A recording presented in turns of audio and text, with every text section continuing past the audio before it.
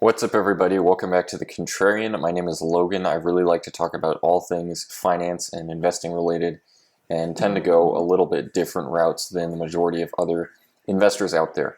Now, today I will be talking about the recent development that has mainly occurred in the gold market and also silver to a certain extent, just with the large rallies that have occurred just in the last couple of days.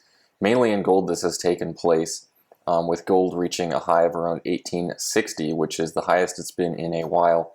And this has caused a lot of speculation and people jumping in and saying that gold is beginning to break out from here. Now, it's entirely possible that gold has finally broken out of its consolidation pattern, but I'll just lay out a few reasons why I think it's probably more likely that gold stays in its consolidating wedge a little bit longer before finally breaking out. Now, again, I could be completely wrong. I'm not actually that concerned about how long it does take gold to break out, because I do think it's really coming very close to the end of breaking out whenever that does occur. But now basically over the last 16 months, gold has been in an increasingly tight wedge consolidation pattern. And essentially what this means is that gold had a very strong rally from the end of 2018 through August of 2020. Gold rallied about 80% from around $1,200 to a high of just under $2,100.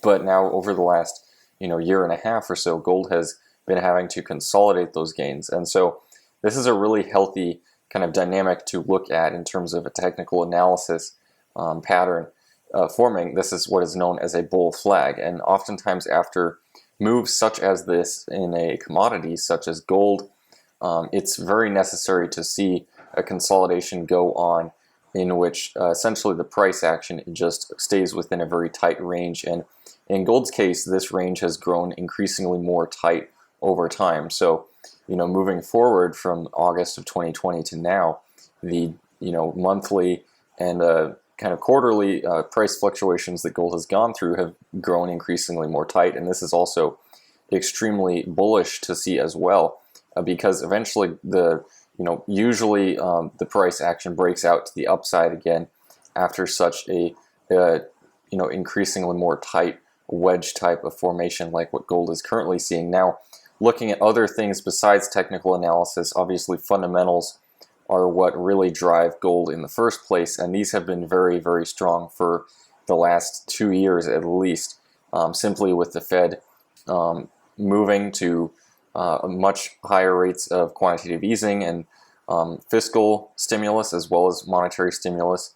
This has driven a lot more investors into precious metals, seeking a hedge from inflation and increasingly negative real rates of return. So fundamentals are still incredibly bullish for gold, and I don't expect that to really change going forward. If anything, I think that the recent CPI report that we saw yesterday or 2 days ago, when you'll be seeing this, actually has been really just reinforcing this in people's minds, that inflation is very tricky to get rid of once it actually begins picking up speed. And it's, if anything, it could be a lot more difficult to control than the Fed is willing to admit right now. But all of this being said, let's just kind of dive into the reason why gold has rallied recently, just in the last 24 hours. Mainly has to do with what the U.S. media just admitted to today, essentially saying that Ukraine could be invaded by Russia at basically any point, probably even before the end of the Olympics. So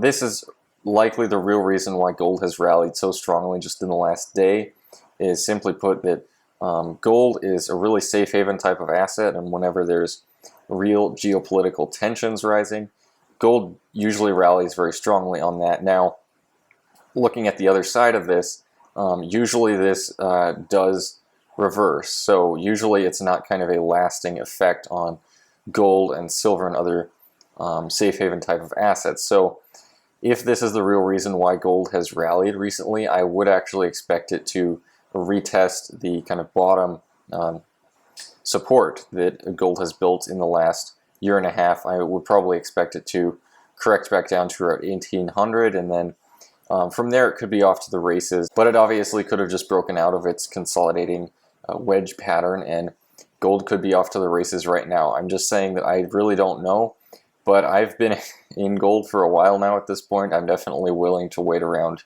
a few more months, even longer if that's what it takes. But The fundamentals have always been there for gold for the last year at least, for it to continue rallying and to continue see more and more inflows, simply with investors seeking a safe haven and a protection from inflation.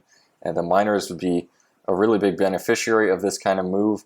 The miners are basically the most undervalued they have ever been. They're the cheapest they've ever been, and they're also the best managed that they've ever been as companies. So I think that the miners are a screaming buy right here, but I've been saying that for the last year, and they've obviously been underperforming basically everything else for the last year. So obviously don't take this as advice, but thankfully I've been able to handle kind of the psychological wear that this has taken on me in the last year, but it does take a lot of patience in the long term, and eventually I do think that this will work out well for gold and silver and the miners associated with them. So all this being said, I'm not trying to provide any sort of advice in any way.